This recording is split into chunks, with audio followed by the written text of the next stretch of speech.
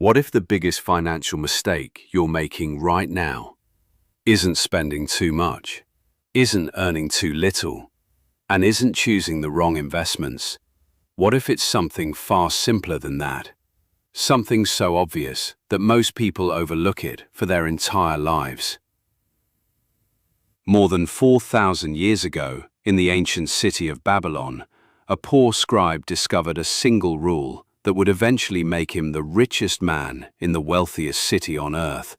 His name was Arkad, and the lesson that changed his life is just as powerful today as it was thousands of years ago. Because despite all our technology, all our apps, all our financial advice, people are still struggling with the exact same problem. They work hard, they earn money, and somehow they never seem to get ahead. Arkad knew that feeling better than anyone. Every day he sat in a small room copying records onto clay tablets. Hour after hour, day after day. His work was respected, his effort was undeniable, but his purse remained empty. Outside his window, Babylon was thriving. Merchants were building fortunes, traders were growing rich, gold flowed through the city like water. Yet somehow, none of it seemed to flow toward him. At first he blamed his circumstances, then he blamed his income, then he blamed his luck.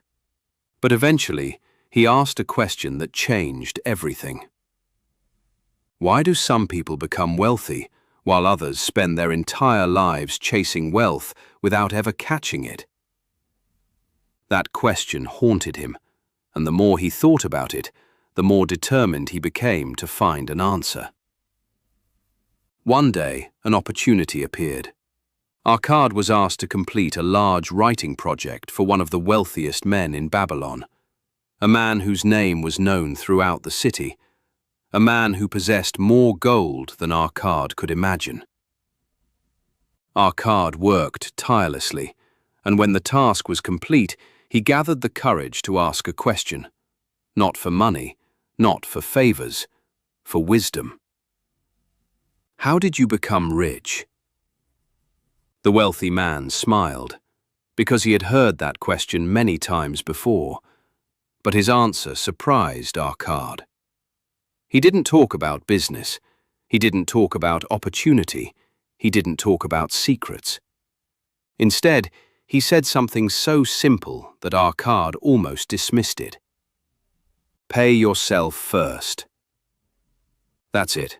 3 words. No complicated strategy, no hidden formula, no shortcut. At first, Arkad was confused. Wasn't he already paying himself? After all, he worked every day. He earned an income. Surely that counted. But the wealthy man shook his head, and then he explained something Arkad would never forget. Every month you pay everyone else. You pay merchants, you pay landlords, you pay creditors, you pay for food, you pay for comfort, you pay for entertainment. But what do you leave for yourself? The answer for most people is very little, or nothing at all. They spend first and save whatever happens to be left over. The problem? There is almost never anything left over. Arkad couldn't deny it. That was exactly how he lived. Money entered his hands, then quickly disappeared, month after month, year after year. The wealthy man then offered a challenge simple enough for anyone to follow, yet powerful enough to change a life.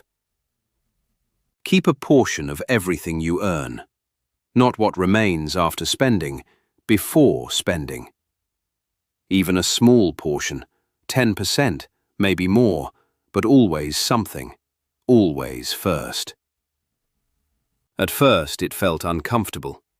Arkad suddenly had less money available, less money for pleasures, less money for unnecessary purchases, less money for things he thought he wanted. But something interesting began to happen.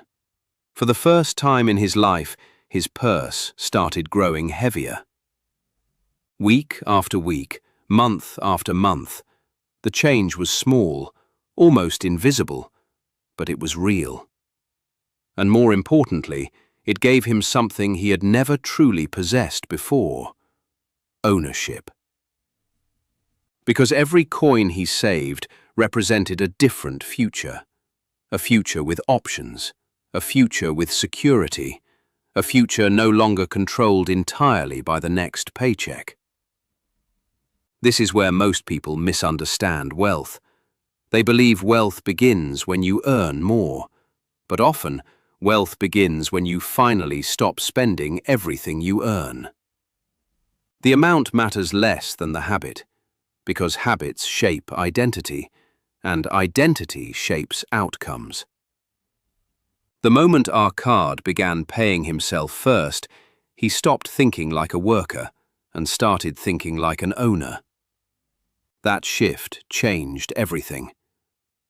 Years later, people would look at his success and assume it happened because of luck, or intelligence, or opportunity. But the truth was far simpler. His wealth began with one decision, a decision available to almost everyone. Keep part of what you earn, no matter what. Yet here's the strange part. Even after Arkad started saving money, he still wasn't wealthy, not even close. His purse was growing, but another problem was quietly growing alongside it. A problem that traps millions of people today. Because as his savings increased, so did his desires. And what he discovered next would become the second great lesson of wealth. A lesson that explains why so many people earn more money, yet never feel richer. And that's exactly where our story continues.